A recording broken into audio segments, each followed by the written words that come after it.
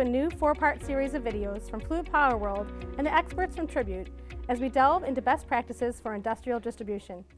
I'm Mary Gannon, editor of Fluid Power World, and today I'm joined by Bill Horrigan, Vice President of Sales and Marketing at Tribute. And we're going to be talking about improving customer service today.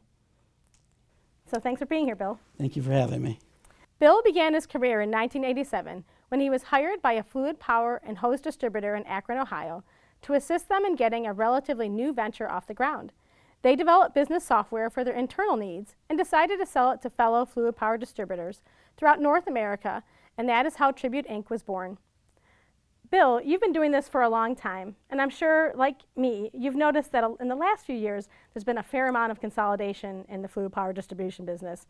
How can smaller family-run distributors compete in this changing market?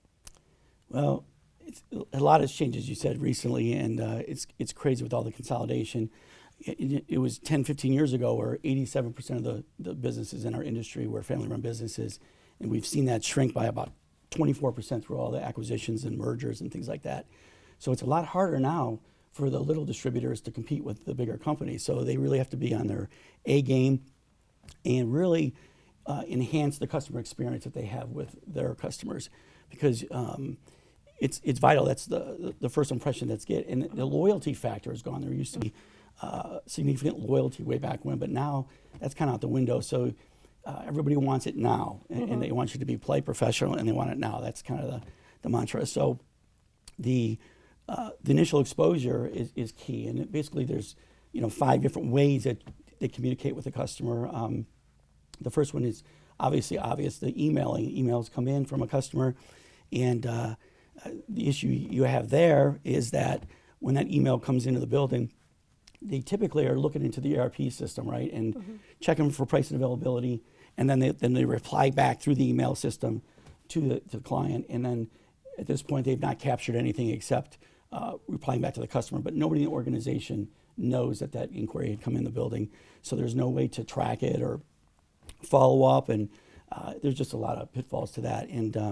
And then there's also faxing, which is obviously a dying breed. It's amazing there's even still faxing around in today's day and age. I laugh. I still walk into places today, and I say, you really need a fax? They say, I still got 5 or 6 I do a month, and then who wants a fax? And they laugh and say, usually it's like the farmers or you're out in the oil fields, right, or they can't get good internet or whatever. But believe it or not, it's still out there. So. What about more personalized methods? When you're actually speaking with a real-life human, Bill, are there issues that can be remedied there? Again, when somebody calls in to talk to somebody, a lot of different things can happen, and we're hoping that they go right from the phone to the screen to the ERP system and actually enter the information, inquire, so it's captured in the actual software itself. So again, there's some back-end tracking of who called in, the conversion rates and things like that. So I think that that's probably one of the more important aspects of the customer experience, because it also gives them an opportunity to upsell, provide substitutions. There's a lot of benefits to keeping the customer on the phone as long as they can and servicing them in a professional manner. Same thing with outside sales. You have outside sales, there's many methodologies that they can communicate from customer experience.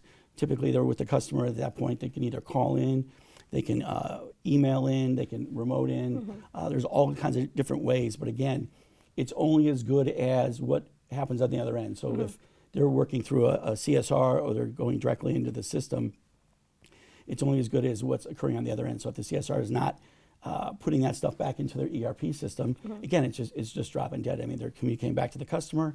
It's not getting really tracked anywhere, and that can become a problem. And again, you need to be on your A game because you're competing against these larger guys. So I think that kind of stuff is actually really critical. Absolutely, and when you're talking about these larger guys, a lot of them are online. And I think after the pandemic we've all been through, things will definitely probably move towards more online business. Can you tell us a little bit about some of the partners you work with to help your clients with online retail?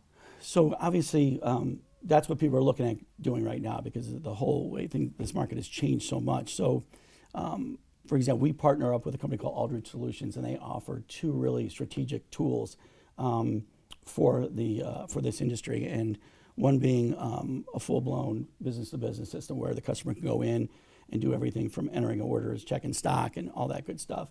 And then there's an entry level, it's called the web portal, and basically it gives you similar capabilities, but it allows you to get into the B2B marketplace with your clients on a much smaller scale, and it's a lot easier. For example, they can still check stock, they can pay their bills online, they can expedite their orders, so you're not tying up your CSRs for non-revenue generating tasks. So we're seeing that more and more, and people are inquiring about it a lot more, and I think that's where the market's going to end up shifting to. But the downside of that, though, is, once again, you're not talking to the customer. Right. That's where I see it being a problem, because if we're communicating like this, and I say, well, we don't have it, I can come back and say, well, I got a substitution. I can give you this, or I can do that. And they're not going to have that. So what's going to happen is the customer is going to connect. They're going to look and says, oh, they don't have it. They're going to hang up and go to somebody else. So there's some downside to that too. So it's got to be managed pretty effectively. Absolutely, and like that upselling point you said too, you might be coming in for a fitting, but you might not realize that you probably need a different hose or whatever that might be. So online sales are great, but you can't beat that personal touch. Yeah, there's a lot of pitfalls, and I don't think anybody's really thought through that whole process yet, because once again, there's a lot of pros, but I think there's just as many cons, and there's got to be a balance, and I'm sure that'll shake itself out over time. Absolutely, I think we'll see how things go as time progresses. So thank you so much for your advice here, Bill, on best practices in fluid power distribution. And next time we'll be delving a bit deeper into inventory management. Please visit tribute.com for more information. And as always, visit fluidpowerworldonline.com for more information.